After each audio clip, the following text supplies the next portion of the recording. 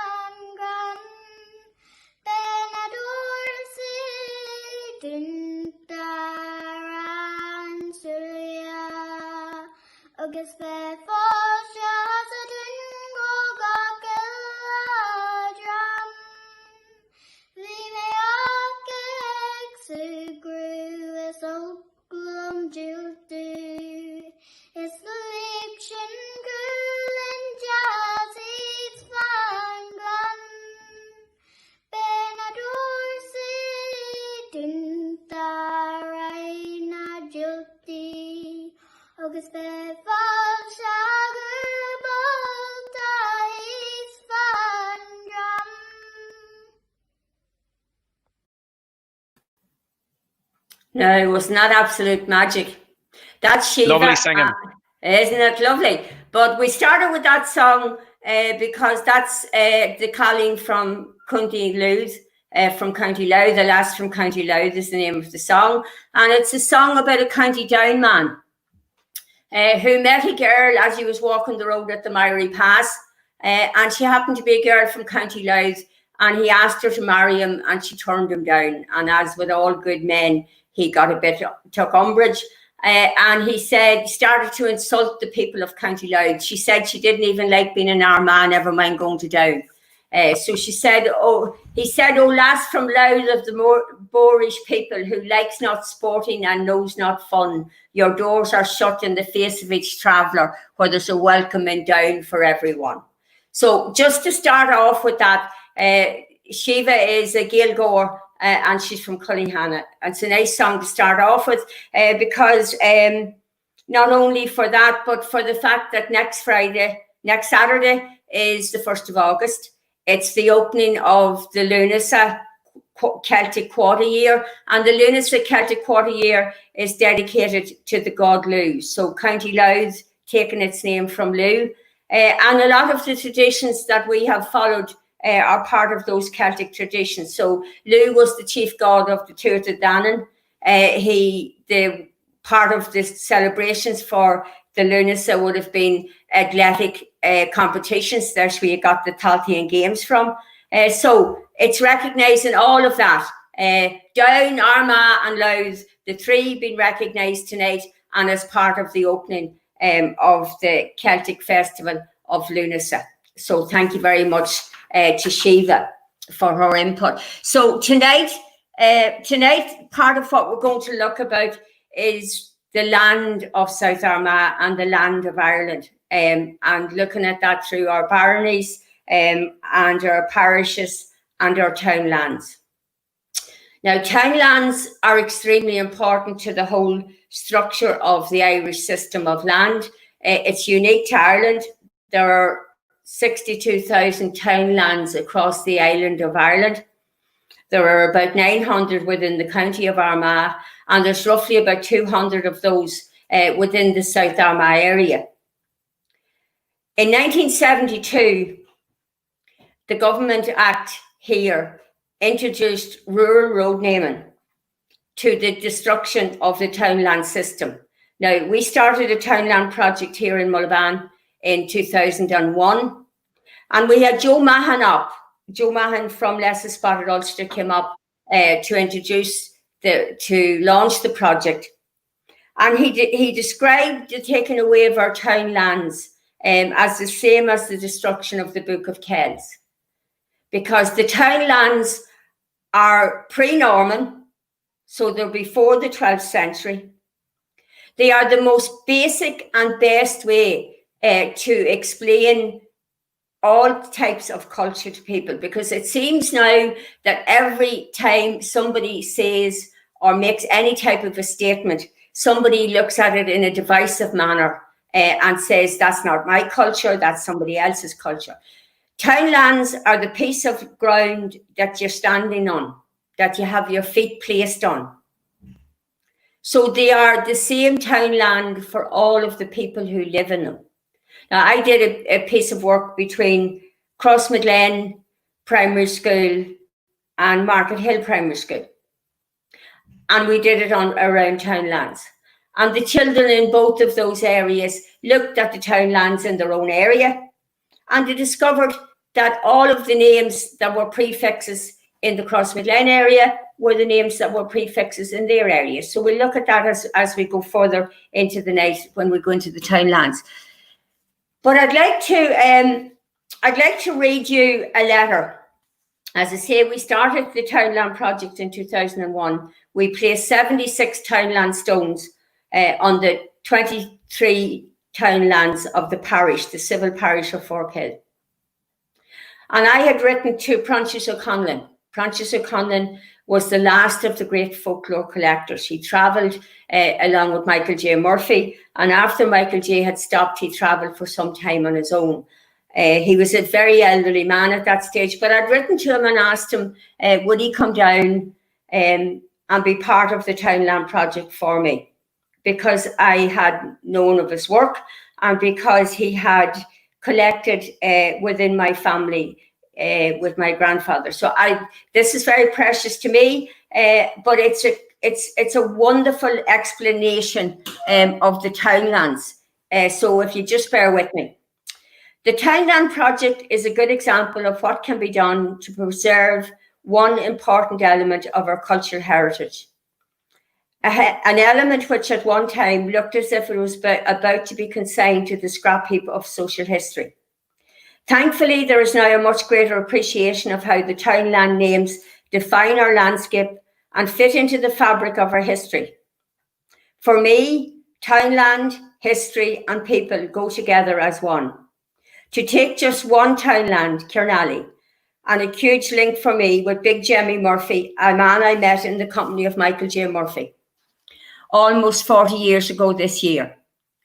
Big Jemmy, as you know, was a direct descendant of the poet Seamus McMurphy, and he was able to tell me not only about his poet relation, but also about all the South Armagh poets and the places associated with them, the Townlands, the woods, the churchyards, the mass rocks, and all kinds of physical features within these Townlands. So Urkill on Cregan brings Art McCooey to mind. Dunreevy Wood reminds us that both Peather O'Durnan and Murphy had a school there, and that according to tradition, a squirrel could walk along the treetops from Coolderry to Forkhill without coming to ground. Mention of Ballycoyle, Ballykeel, brings another poet to mind, Art Bennett, who was born there. And it also reminds me of some of the information and traditions I got from Big Jemmy about Bennett. In fact, Big Jemmy brought me into a direct line of contact with the poet. I can now say that I met a man in his 80th year from Kearnally, and he had met an old man towards the end of the 19th century who had known Art Bennett. He had in fact worked with him as a stonemason at Tullydonnell and connected him with the building of Belig Chapel.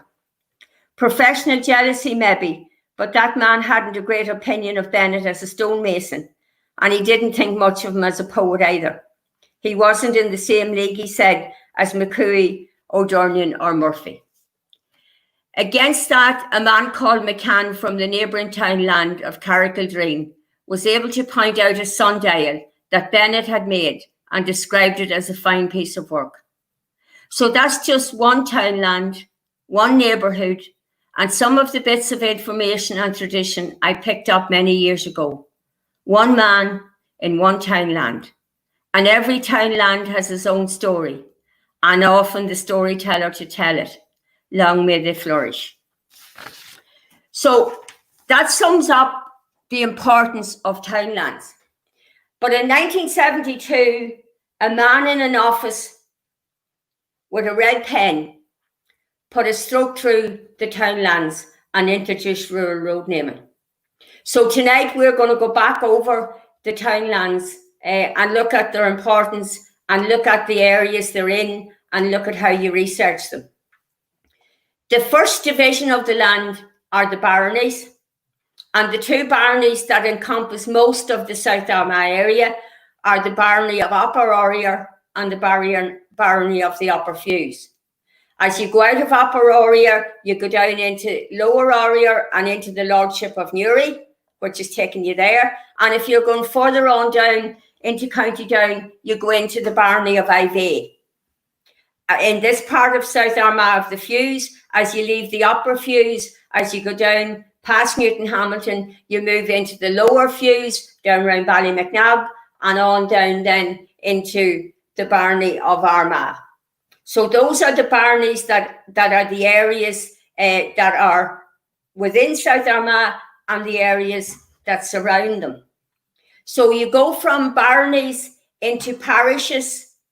Now, when we talk about parishes and in the parish system, then you have to think of the parish in terms of it being the old civil administrative parish, not the Catholic parishes that most of us are used to now, but the older parishes, because the established Church of Ireland was the Church of Ireland. and the Church of Ireland, and we've looked at it last week through the story of Ford. The Church of Ireland, you had to pay tithes to the Church of Ireland, and the Church of Ireland wasn't disestablished until 1869. So the parish systems that are your civil administration are the old Church of Ireland boundaries. So, for instance, in the parish that I'm living in, there are 18 townlands in the Catholic parish of Forkhill, but there are 23 townlands in the civil parish of Forkhill. So when we put in the Townland stones, we did the Townland project, we introduced 76 Townland stones, boundary stones. They're 18-inch high. They sit alongside the boundary along the road, so that you, as you're moving into the boundary from one townland into the other, the name of the townland you're going into is facing you. If you're coming up the road in the different direction, similarly on the other side. They're bilingual, and that's important, I think, because the townland names have come out of the Irish language. They're a repository of the Irish language from the 1100s, and they carry the entire mythological story of Ireland, the landscapes, the forts, the hills, all of those recognised through them. But importantly, that you as well have them in both Irish and English. We thought, we had a long discussion on how we did this, but it's important that people who don't have the language are not excluded from the townlands and the use of the townlands. I think that's very important. So if we look at the first slide, Cal. Now, these are the prefixes. So your prefix is the beginning of the name of your townland. And these are the prefixes that are the common prefixes that you will see at the beginning of them. So if you're looking at a townland that's beginning with AGH or AUGH, then it's going to be the field of that. And these then are names that go right across Ireland. Now you see that as you go down them, if it's beginning with AGH, AUGH, but it has the Irish spelling of A for the TH, then it's going to have a Ford. If you have Liss or Rath as your opening of your townland, it's going to have a Ford. If you have it beginning with Bally, then it's the townland of. So these are the names that are the common denominator for the beginning of your townland names. Derry, the wood. Derrymore, we looked at the very first night, we looked at Derrymore House, and Derrymore is the big wood. There are 18 townlands across Ireland that are Derrymore. I think there are 26 townlands across Ireland that are Derrybeg, the small wood. And that makes absolute and perfect sense because Ireland was a wooded area. So it's no surprise that that's the prefix that you're going to get. Tully, hillock. So Drum is the ridge. Kyle is the wood. Kill is the church. Carrig is the rock. So those are the names that start off. So when I was in with the two schools, with Crossmaglen and no, the names have to get out of my head when I'm sitting here talking. They were able to pick out in Market Hill. They were able to pick out. So in Market Hill, they had Lisnagat, the fort of the wild cats. The Crossmaglen children had Liscalliot, Callias Fort. The Market Hill children had Ballylane, the broad townland. The Crossmaglen children had Ballymccarrett, the townland of the Weir. The Market Hill children had Drumlara, the ridge of the Thrack. The Crossmaglen children had Drummuck, the ridge of the pigs. They had Lurgaby, the yellow ridge down at Market Hill, and up in Crossmaglen, that Lurgan Collinby, the yellow hill, long hill of the Holly. And both of them, both areas had Glasdrummond, the green ridge. So the common factor for all of this, without it being a barrier to either culture, is the townlands that everybody stood up in. And that's why one of the things I said as I started off at the very start of these history sessions is there are two stories in every story that you go to tell. There is no one historical story that doesn't involve another historical story. And this is how they all work together. You're going to come in, Damien. I was looking through them there, Una, and I was looking at Carrick, the Rock, and I'm thinking that the townland of Carrickcroppen will be synonymous in this area because our football club is called Carrickcroppen, and I live in the townland of Carrickcroppen. But strangely enough, the football field is located in the townland of Carrickbracken. Bracken. So at the time that the football club was named Carrickcroppen, I'm assuming everybody knew that was Carrickbracken. So can you tell me why they decided that Carrickcroppen? Well, I'll tell you, and it's very simple. On the top of the quarter road, we would call McGill's Corner. Now, going back to 1944, there wouldn't have been too many lights about, but there was a light at the top of the road, and there was 4 men, and the 4 men gathered at that lamp. And the 4 men were thinking, right, we need to form a football club here, and what will we call it? And they were standing there. Now, going back to 1944, and you can imagine the dress they were wearing. And I'm not sure who it was. I'm not sure which one of the 4 decided to call it Carrickcroppen. But they decided, well, we're in the townland of Carrickcroppen. We'll call it Carrickcroppen. And then, of course, being good Catholics, they decided they'd have to call it after a saint. So the saint, of course, was St. Patrick. So we are Carrickcroppen, St. Patrick's. And then the other story is, how do we get our colours? How true this is, I think is very true. Some of the 4 men that was there liked the Derry colours, which was the white jersey with the red band, and hence Carrickcroppen started to play in the jerseys of the red and white of Derry, and that's how Carrickcroppen was formed. And that's one little story, Una, that will live long in the memory because it is a townland. We were called after a townland, and then when we were looking for somewhere to build a club, it was very hard to get back. Now, remember, this is way back 1966, 67, 68, trying to find a little piece of ground because we were playing here, there, and everywhere. And they were trying to try and find somewhere. And this little property come up on the Camla Road there where our field is. And there's a great story to that, but this isn't the place for it. But there was a great story. And of course, it has to be an Irish story because there's always something behind it. But that's it came up, and I think it cost, now going back, I think it cost £800 in 1968 or 69 to buy. Now going back and thinking that Carrickcroppen wouldn't had 3 and 6pence in their account at that time, but the great men that was there, Tommy Lynch, Oliver Locke, and Johnny Crummy, Harry Shields, them sort of men, they got together and they got the money. And funny enough, I also heard another story. The great Johnny McGill, you might have knew of Johnny McGill, that Johnny McGill gives £75 towards the field as well. So again, a lot of money back in them days as well. So that's how Carrickcroppen, that's how we got our name, and we ended up in Carrickbracken because that bit of ground became available down there. And now we have a big field, we have a top field, another age field with lights, and now we're building a 3rd field in the proud townland of Carrickbracken.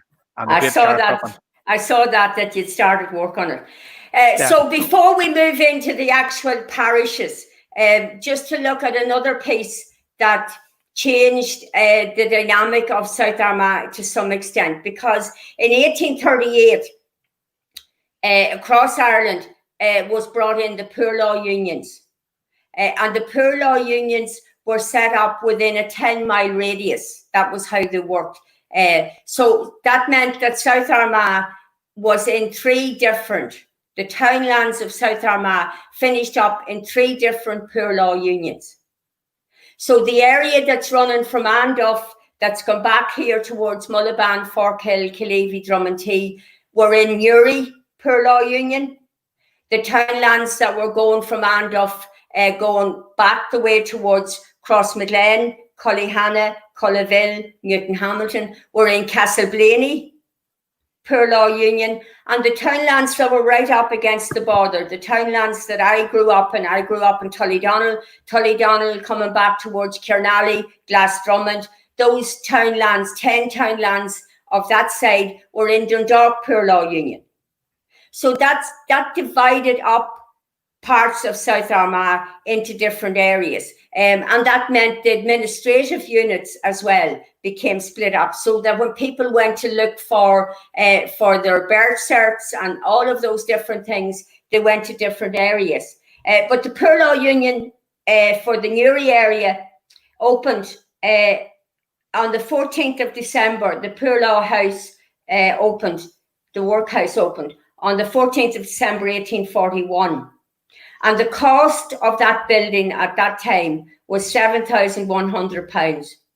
And it took £1,727 to fit it out. It was registered for 1,000 inmates. So Newry and Lurgan were two of the biggest. They were the biggest number you would have for a workhouse. Some of the other workhouses, Castleblaney, Dundalk, were only 800 inmates. And at the time, directly after the famine, 1847, 1848, the times that we talked about for the Hannah leaving were in point. There were that many inmates that the workhouse in Newry was closed. It was registered for 1,000, and at that date it had 1,200 people living in the workhouse, and they closed their doors. So those poor law unions made another division for the area that was South Armagh. So if we move into the first one, I'll explain to you how I've set these up. We're going to look at these in their civil parishes, and now I've explained that that's a wider parish unit than what you're familiar with because it's the old civil parish. I'm running it from Newry coming out the way. So we're going up first to the old Parish of Jonesboro, which was a cross-border parish. So there are only 3 of the townlands that are in this side that were part of that old parish, and that's Aidenapa and the 2 Fiahals. And you can see the explanation of them, and you can see a date that's beside them. Now, that date, as I said before, is not the date that those townlands were set up. That's the date that there was a map drawn that those townlands first appeared on the map.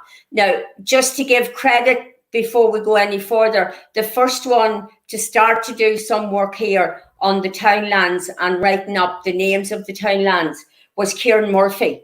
When Kieran was Irish language officer with Newry and Mourne Council, he took a record of, and we did a lot of work as well with the Queen's University, with the Place Name Society, with Pat McKay, was very helpful and supportive for us through the Townland project. So that's Jonesboro, and that's up on that end of it, the top side of Newry, and slightly to the side of Newry. So the next one, Cathal.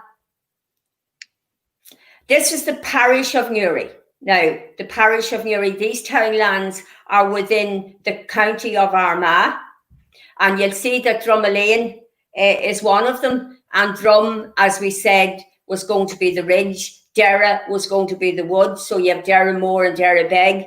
Carnbane, so you have the Cairn and the Cairn, Ballinlair, the townland. Drumlane is interesting as well because there is a detached part of Drumlane, and in that detached section of Drumlane townland is Park Esler, the County Down football ground, which is actually in County Armagh, which throws up a whole other story as good as Carrickcruppen and Carrickbracken.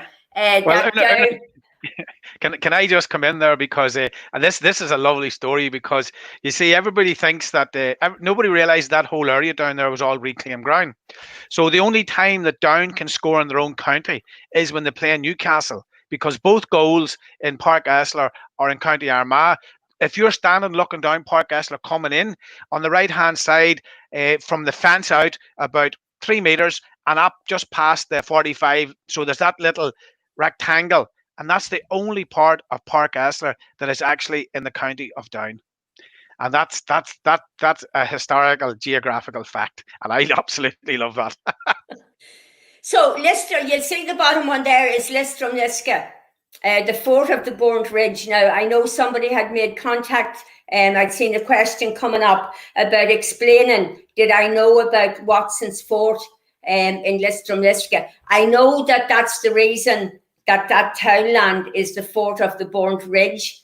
I don't know why it was called Watson's Fort, but I will try and find out for Rory, because Rory had put the question in. So that's something I will try and find out. But just that those parishes, those townlands are in the parish of Murray, but in the county of Armagh. Now, I will explain when we go through the research bit how you find these townlands, because that's an important one for people to know as well. So the next townland coming back in towards South Armagh is Killeavy. Now, this is more difficult for I'm hoping people at home can see it. But again, you're running them. And these, I've run these in alphabetical order, and I've deliberately put them into the parishes so that when people go to do research, that this will make it easier for them to do the research.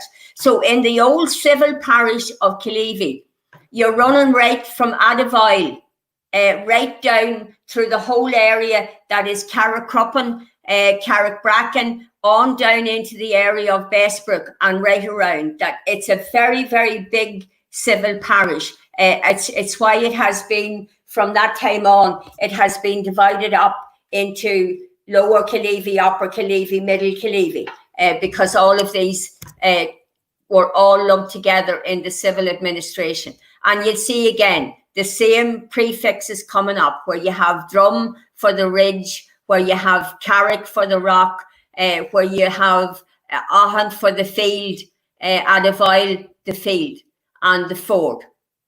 So go on to the next one of it, Cathal, because this is the finishing off of the civil parish. So this is taking you again in alphabetical order, right down from where you're coming in at Drummondtee, right down to Tullyhappy. But on that one, when you have Drummondtee and you have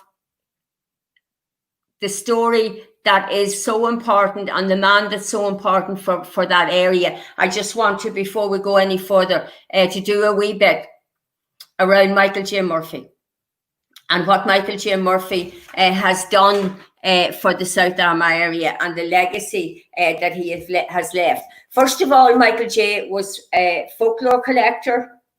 He was a storyteller. He was an author.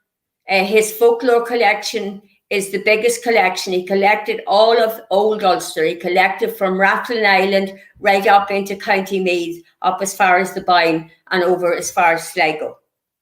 His collection is the biggest in the English-speaking world. And his love of the country area and of stories is just unbelievable in the work that he's done. But when you look at Slieveguillion is one of the townlands that will come up in the Forkhill parish. So we'll go back, we'll do more about it when we go as far as Slieveguillion, because that's the actual townland. But just that you're here at Drummondtee. So I'm going to tell you one of the stories that he preserved. Drummondtee, parts of South Armagh have different traditions. The whole area didn't carry on the one tradition. But in Drummondtee, there was one that was exclusively Drummondtee, and that was the pavilion. The Drummondtee men travelled, they walked, they went to England, they bought and sold and pavied the length of Scotland down into England. And one of the things that they took with them as they went on tramp, as they called it, to England, was the goats. They walked as far as, if you saw a programme on television about 2 weeks ago on RTE, on Nationwide, the Mulranny in County Mayo opened a goat sanctuary. That's the best place to get the old Irish goat. Now, the old Irish goat are the goats that are on Slieveguillion. They have been DNA tested and proven to be 100% old Irish goat. The goat men, as they were known from Drummondtee, walked to Mayo. They took the goats, they bought the goats, they took the goats back as far as here, put them on a boat and took them to England. And as they tramped in England, they milked the goats, used the milk for themselves, sold the milk, and before they came back to Ireland, they sold the goat. Now, Michael J. told those stories. He collected those stories. He actually wrote the story of the Pavies in his first book, At Slievegullion's Foot, in 1941. So the oral tradition, and we've looked at the oral tradition through many of these programs, but the oral tradition and the stories were there of the goat men of Drummonteague. But 3 years ago, an academic, a professor by the name of Raymond Werner, came from England with documentary evidence and photographs and an academic piece of research that showed that the goat men of Drummonteague reintroduced the goat to Victorian Britain. So they had decided in England in 1879 to set up a goat society to try and do philanthropy. It was set up by a very wealthy woman in a philanthropic nature so that they could supply milk to poor people who couldn't afford cows. So just let me tell you, the membership of that first group that they set up in England in 1879 was aristocratic. It had a professor, a civil servant, a duke, a baroness, 2 earls, 2 female aristocrats, a sir, 24 ladies, 20 clergymen, and 11 medical men. They set themselves up to reintroduce goats, only to find that the goat men of Drummonteague were about 10 miles ahead of them, and they had already reintroduced the goat. But the oral tradition that was here and the stories that Michael J. collected were totally proven with documentary evidence, with photographs and academic research by an English professor who arrived 3 years ago. And the old Irish Goat Society DNA'd the goats on Slievegullon, and we have the genuine old Irish goat. You couldn't put it up, and I see there the legendary Donald O'Hanlon, the great New Point man. He says his father and his 2 brothers were Pavies from Clontagora. So I'm going to put one out to Donald and Sean Traynor. These are men who do plays all over Ireland. I would say to Donald and Sean, maybe it's time there was a play done on the Pavies of Drummonteague.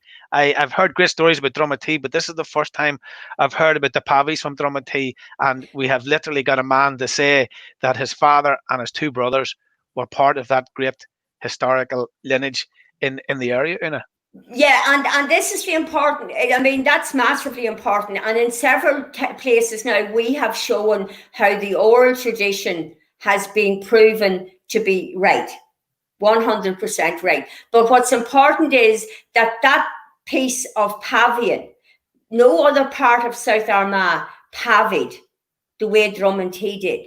That was unique to that area, which is wonderful.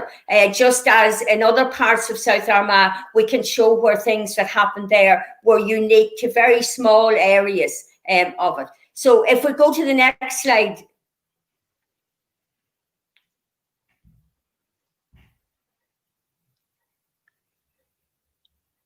Well, yeah.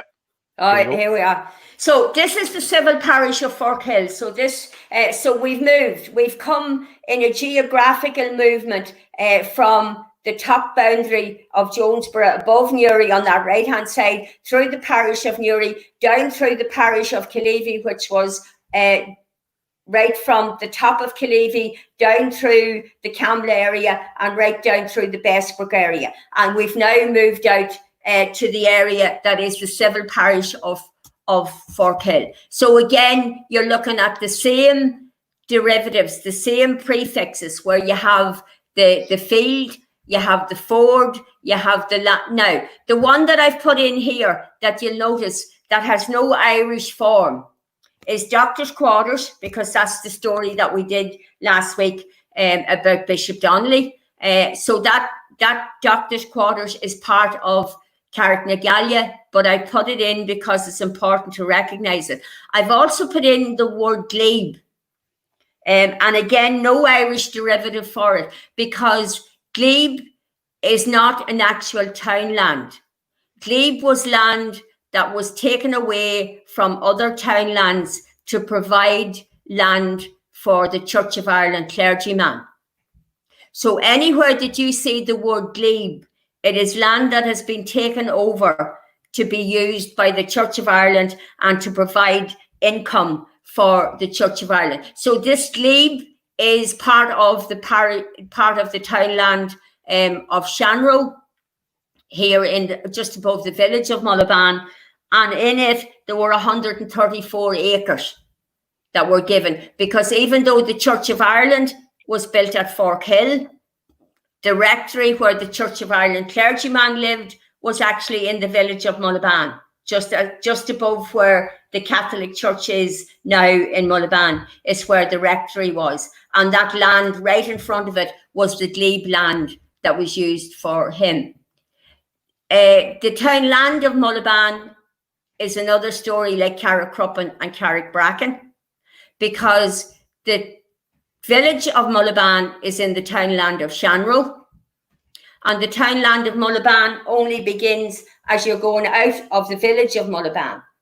And the story behind that is that the original church in the Middle Ages was in the townland of Mullaban.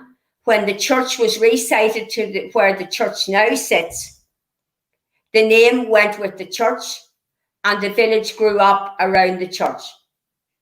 So Mullaban is a chapel village. 1 mile up the road is the village of Forkhill, and we looked at that through the story of Richard Jackson, and Forkhill is a landlord's village. So 2 completely different villages within 1 mile of each other, which makes a nonsense of looking into an area and saying there is one history. You'll also see on those townlands, you'll see Sheehan. And Sheehan is where the village of Forkhill is only the village name. That entire area is the townland of Sheehan. And Sheehan is where the old Franciscan friary was. And one of the men who was a Franciscan monk in that Franciscan friary at Sheehan was John McMeyer, the man that we talked about last week, who went to Tyburn and gave evidence against Oliver Plunkett. You'll also see that within the civil parish of Forkhill is the townland of Slievegullien. And that, again, Slievegullien would be in the Catholic parish of Forkhill, but it's in the old civil parish. And you'll see that the date, where you have the dates here, and I've explained that these are map dates, you'll see that the date that's against Slievegullien is 965. So from the very first record of land and maps, Slievegullien was mentioned. And Michael J. said,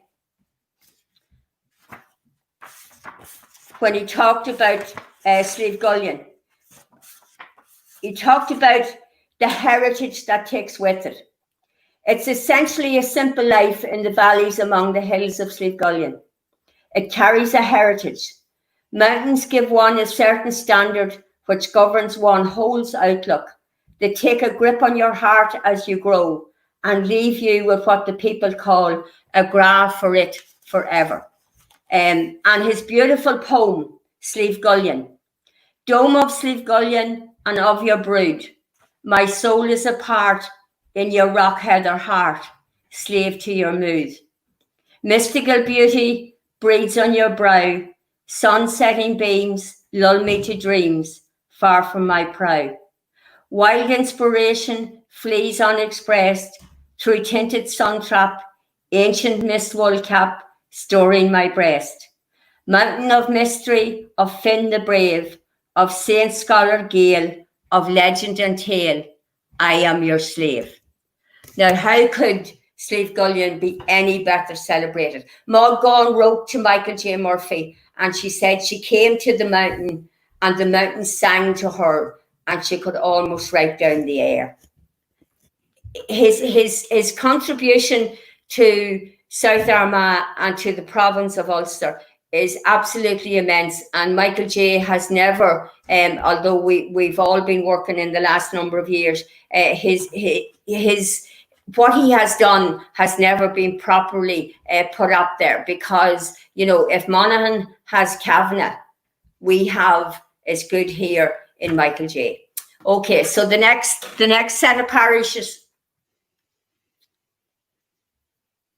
This is Lochgilly. So this is taking you down the area that's gone down through Balik and coming back around Tullyherne, Tullywinny. So Tully, the hillock of, all of the same, Drum na Hunchin, the same prefixes again. And these are laid out in such a way that when I give you the ending of how you do your research, you'll be able to go back into all of these. So Drumcrow, the ridge of, you're coming to the same Carricknagalia, Carrickgallaghly, Carramonnan. Carramonnan is on the road coming from Balik, heading back up towards Mullaban on the signpost for Forkhill. Carramonnan, Catra in Irish is quarter, Mannan's quarter. Mannan is the Celtic god of the sea. If you're at the top of Carramonnan, you can see the Irish Sea. You know, the townlands, for where they sit, for what they mean, there is, you know, there's absolutely no historical value in putting a name on a road that has no place within the structure of where it sits. The townlands had all of that. You know, this idea of in 1972 that nobody could find out where they were. All you needed to do, you could have put in a postcode. There was no problem with using a postcode. Your postcode brings you down to a very small area anyway. And all you had to do then was number the houses within that postcode area and still retain your townland. In 1901 and 1911, a police constable on a bicycle, and maybe he didn't even have a bicycle, was able to go around each townland and number them for the census, number each house. So if it could be done in 1901, and then in 1972, the explanation was that you could no longer find yourself within the townland, it doesn't really make much sense. Now, the one thing I will say, the 26 council divisions, as there was in 1972, 25 of those took on with the rural road names. And the only council who didn't take on with the rural road naming was the Protestant Council of Fermanagh, who refused to accept the rural road names. And from 1972 until they could no longer hold out in 2013, they continued to use their townland names and not the rural road names. I have been to Stormont. I've been to all of the political parties along with other people. And we've been told on numerous occasions that we have the support of all of the political parties about the retaining and the use of the townland names, but it still hasn't gone any further than it did the first day we started to talk about it. Okay, so moving out. So that's the area then. That's down that Balik area, taking us back round. We're moving then into the civil parish of Cregan. Again, a very big parish. This is what is now the parishes of Upper Cregan and Lower Cregan. At that time, all the one civil parish. And I suppose we've talked quite a lot at different times about Cregan. So this takes us right from Anamar at her alphabetical order, right down through the area that's Cullyhanna, down as far as the edge of going into the Newton Hamilton civil parish, right back round through Crossmaglen, up through Cullaville. Balnacarry is one of your last townlands at just as you're going to cross the border. As you leave Cullaville, you're on the concession road, which is important now, I suppose, in the year 2020 and coming into the year 2021, because you're going to celebrate 100 years of the partitioning of Ireland. So the concession road is a road that runs from Dundalk to Castleblaney.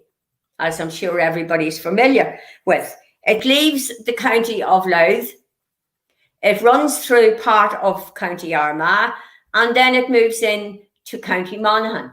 And the reason it's known as the Concession Road is that at the time of partition, the government in Northern Ireland gave a concession to travellers, which said they were free to travel on the road that left Dundalk, taking them out of County Louth. They would allow them to drive on the piece of County Armagh to go on into County Monaghan. They had the concession to drive on that piece of County Armagh, provided they didn't stop. So that's why that road is known as the Concession Road. They fairly changed their tune over the years, Una. So and it'll be interesting to see in the 1st of February or the 1st of January next year, will it still be the Concession Road, and will the European Union have the same ideology as they had way back 100 years ago? So very, very grateful the people were that were allowed to travel from County Louth to County Monaghan through Armagh, provided they didn't stop. So moving on to the next slide, it'll bring you round to the edge, to the ending of the civil parish of Cregan. Now, interesting, because we've done, as I say, the same prefixes coming up all of the time, and we've covered them right down. We've done Loros on the earlier ones. Look at the one at the very bottom, Urker. Urker means the cast or the throw. So you have the Irish form, the English form, the definition of what they meant, and the date they came out. Urker meant the cast or the throw, and that's gone back to a very old church that was on the road between Cregan and Crossmaglen at Killylochran. And Killylochran, the cast or the throw, that you could throw a stone back to Cregan. So that's why that townland was coming with that name. But at the minute, the archaeologists from Queen's University are going to do a drone assessment of that part that was the old church of Killylochran. Okay, Cal, we'll go to the last slide and then we'll start to look at how you research this. So this one, Ballymire, we've already covered, I suppose, last week with the story of John McMeyer. You see again, only the 8 townlands comprise this parish. So this was the McMeyer lands for the keeping of the Book of Armagh. And inside there, Corlat. Corlat would be the townland that has the village of Whitecross. Cullaville predominantly sits in its own townland. Crossmaglen sits mostly within the townland of Crossmaglen. So there aren't that many of the villages are within a townland name that is their own, Crossmaglen being one of them. Okay, so the next parish, and this is our last one. This is the parish of Newton Hamilton, the old civil parish. So this takes us, these townlands that I've shown you tonight in the parishes are the South Armagh townlands that sit within the council boundary of Newry Mourne Down District Council. So that's not all of the, I wouldn't recognise that as all of the South Armagh area, but that's the piece of work that I've done for tonight. Because when you go outside, the council area stops just outside Newton Hamilton, outside the town of Newton Hamilton. But that area, as you go on down to Cady, Clady, all around that area, that's South Armagh. But I have just confined it for tonight into these sets of parishes. There's another piece of work to be done to show up the wider part of South Armagh.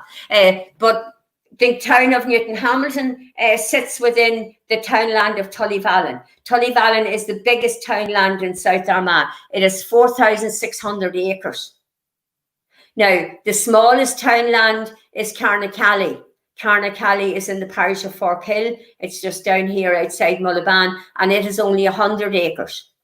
Anywhere you see Tate, Tate is not a full townland, but Tate was a land division. And in every land division that's recognised as Tate, it's an 80 acre.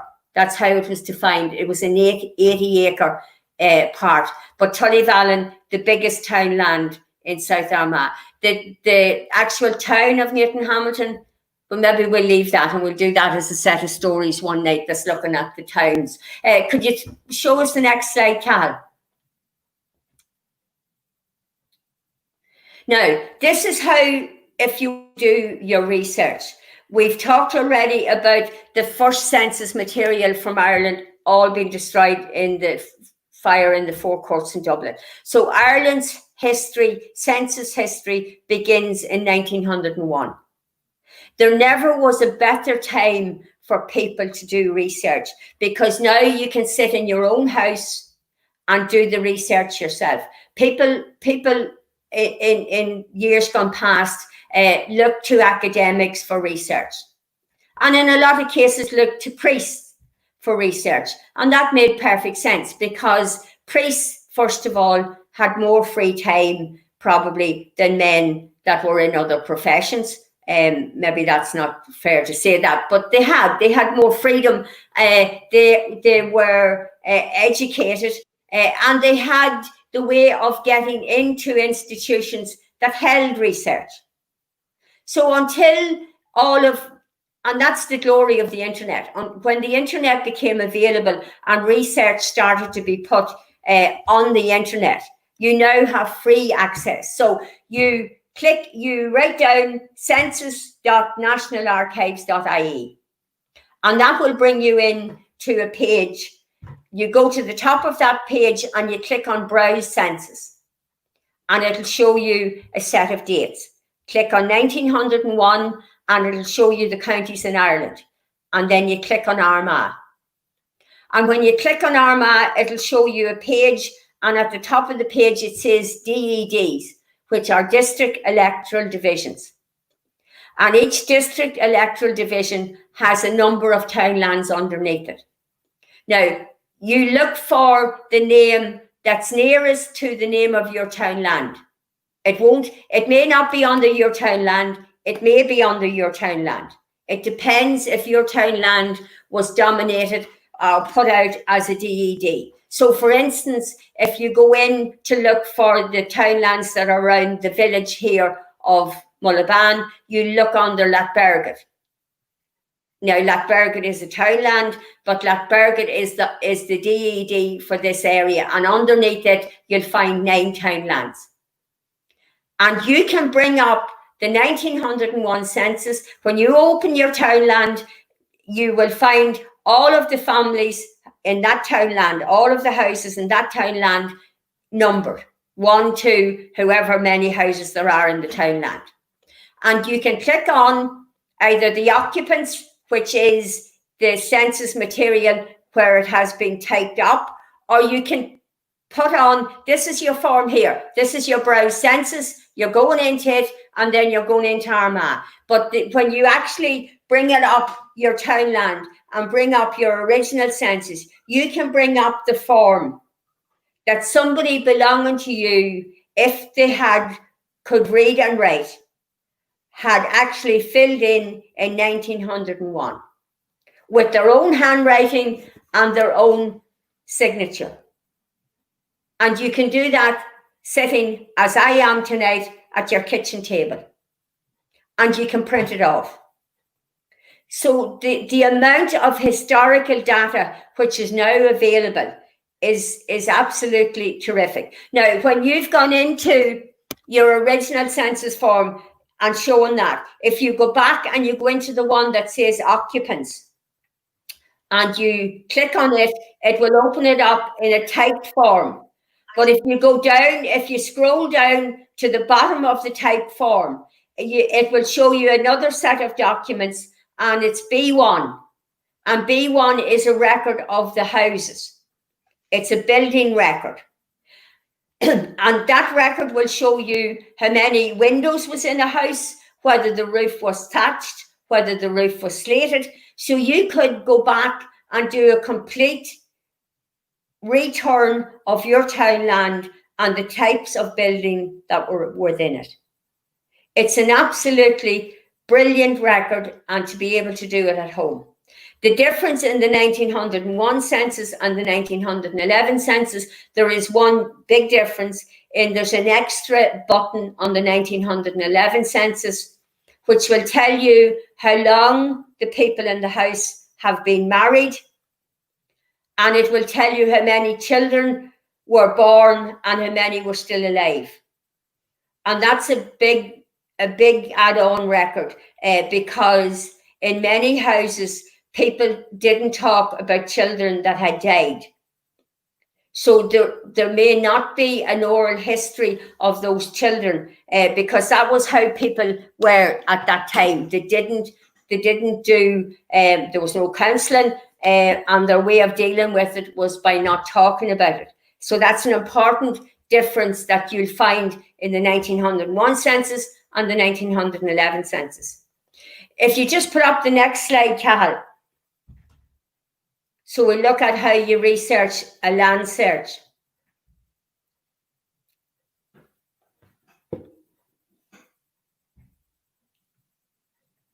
Now go to, this is, the first one was the census. So the census is about people. This is how you do a search for land. So you go into ask about Ireland, and then you click on Griffith's valuation of tenements. Griffith's valuation was taken up right across Ireland from 1847 to 1864. And it was taken up to allow people to be taxed. But it's an important land record. So underneath Griffith's valuation, you put in Griffith's place, you put in your townland name, your barony, your poor law union, and we've gone through all of those here tonight. And that will bring you in to the record of the land and how many tenants were in the townland. It will tell you who was the landlord of that area. It will tell you how much tax was being levied on it. It will tell you if somebody's in a cotterer's house with no land. So it's an important record. And the one thing that's constant with this, when Griffith's valuation was done, the number that was put on each plot of land is still the same to 2020. So if I go today with a number for the townland that I'm in here in my phone, or a number on a plot of land, if I go to the land valuation in Belfast, that number is still the same. And they will be able to tell me who, how many times that land was changed the name, how many people came to that land from 1864 until 2020. So all you need to do any type of research, either census on people or census on land, all you need is your townland.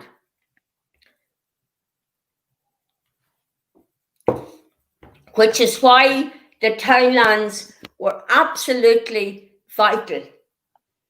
All of the historical data for Ireland is within its townlands. If somebody came to me and said a townland name in Kerry, I can open census and I can find that family in the townland in Kerry. All you need is your townland. Now, let me put it to you now.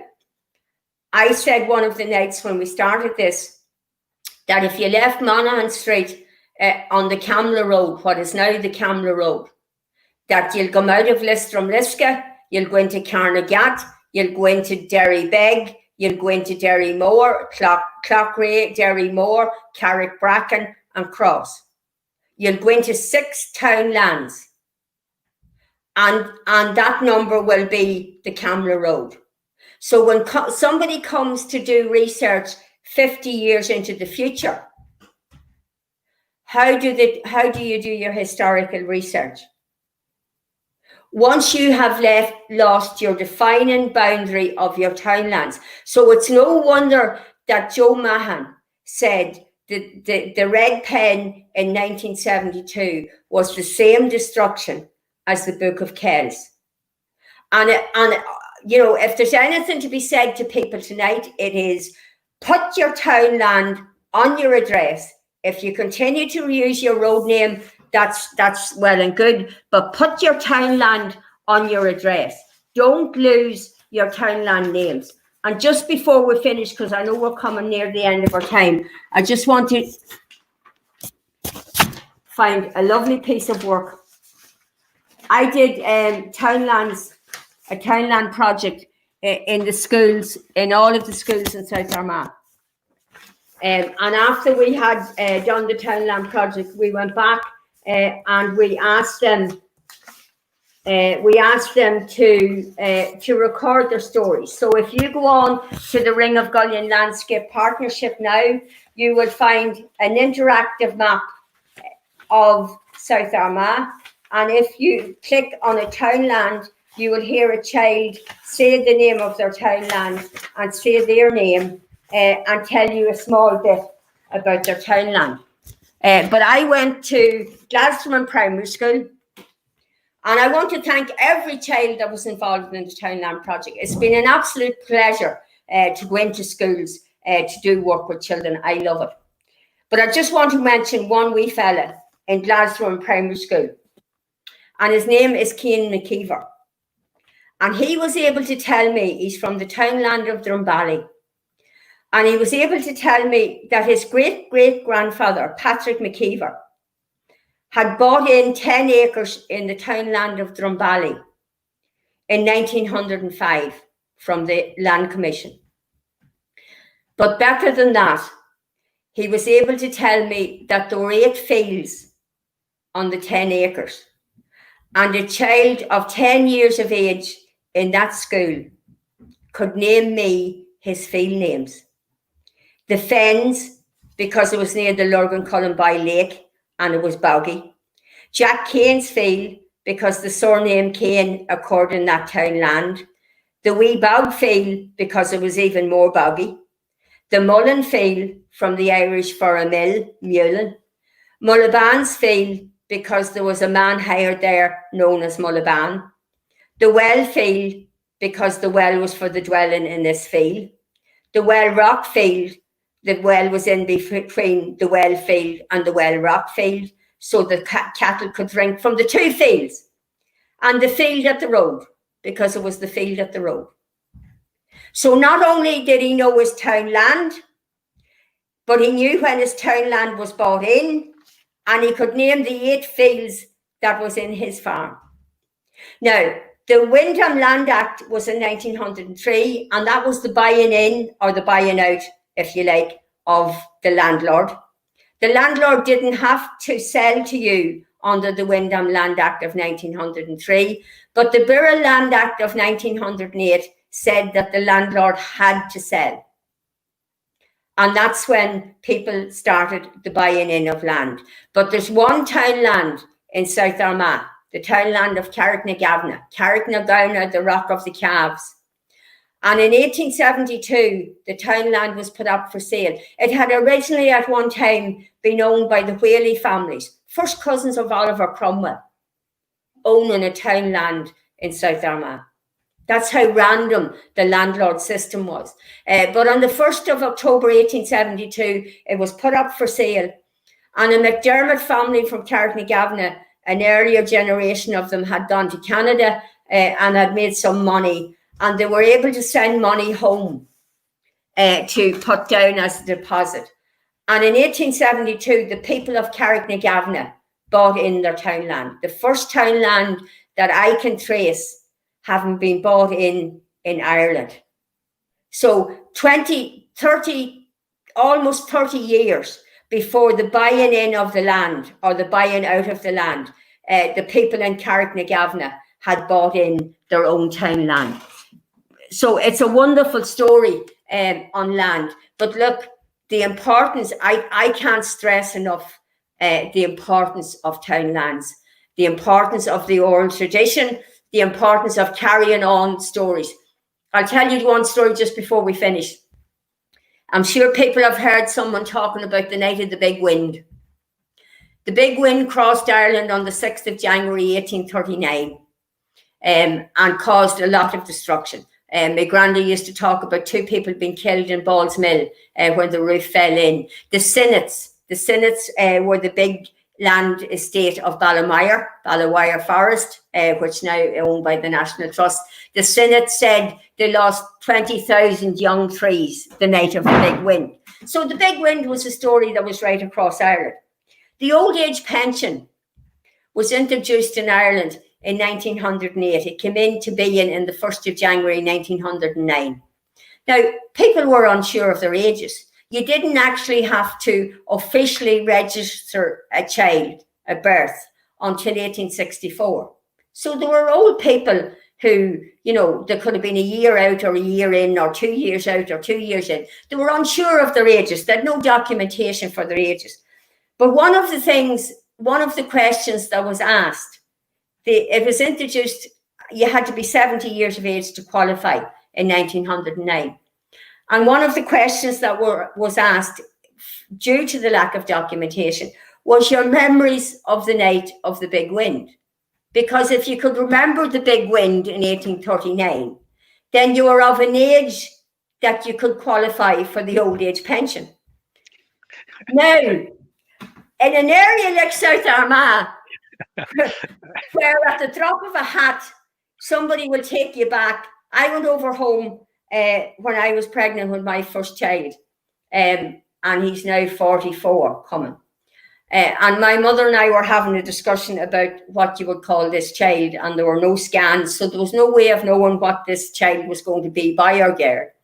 And I said I liked the name Cormac, and she said, well, I wouldn't be very fussy on that one now, I don't like that. And my father was reading the paper, and he put his head up from behind the paper, and he said, Cormac McMurphy walked from Kernally and fought in the Battle of Aughrim and was killed in the field in Aughrim in 1691. So my child is called Cormac. So you can see how the pension man was regaled with stories of the night of the big wind. Well, look, I would assume, Una, in this being South Armagh, I would assume the night of the big wind, there would have been a serious amount of people. And I was just looking at this picture. Now, I wasn't born in the night of the big wind, but this picture here, Una. This is you. Yes, it's me, yes. And would you like to tell people where this is? No, I spoke last week about the Ballymorna Feta, the Great Road of the Fuse, and it being now a loaning of the main road between Silverbridge and Forge Cross. And Damien ventured into Silverbridge last week to look for the Ballymorna Feta, and this is Damien in his glory at the edge of the loaning. Go ahead. And the thing about it is, Una, that the car stopped there and had the hazard lights on, and this woman came out of a lane across the road, and she says to me, "Are you broke down?" And I walked over. I says, "No, but I'm going to tell you a little bit of a story here. Do you know what that lane is?" And she says, "Aye, that's just a wee lane up to them fields." I says, "Well, this is the Great Road of the Fuse," and she was looking at me as if to say, "I think this boy's lost himself here," So I explained it to her, and she says, "I didn't know that." And she lives across the road from it. And this goes back to what I said to you last week. It's time. It's absolutely time. There was a plaque put on that little loaning there just to show people what it is. I know you says it's glorious that it's not there and all that, but there's no point having things there if people don't know what they are. And obviously, with what you have done here tonight, particularly with Townlands, which I found absolutely fascinating, and I think anybody who's watching this tonight, or anybody that will watch this later on, will go back in, and I guarantee you there will be some amount of people will be going through the census, the 1901 census, and going back through and tracing their family and their land back in that. And I think it's a testament to your knowledge, and I know that you're very passionate about your Townlands, and I think from now on, when I'm putting my address on it, I'll put the Townland of Carracruppen on my address from here on in. I don't put County Down on it anymore. I refuse to do that because I'm living in Armagh. It's another wee bone of contention how the whole thing has all changed over the years. And the man that put the red line through the Townlands in 72, I think what you're doing here tonight and what your people are doing behind the scenes, and particularly the young lad Mckeever, that the Townlands will live on. And there's a great thing about a red pen. You can always get a black pen and get rid of the red pen, and you can write over the red pen, and you can go back to your Townlands. And Una, it has been again another fascinating trip in South Armagh, and I have to say it has been an absolute pleasure to listen to you. I know sometimes they say, "God, just talk on," but I mean, this is absolute history, and this has been told by somebody that actually knows the history of the area. So I would like to thank you for your knowledge and the way you tell us this and the way the people enjoy it.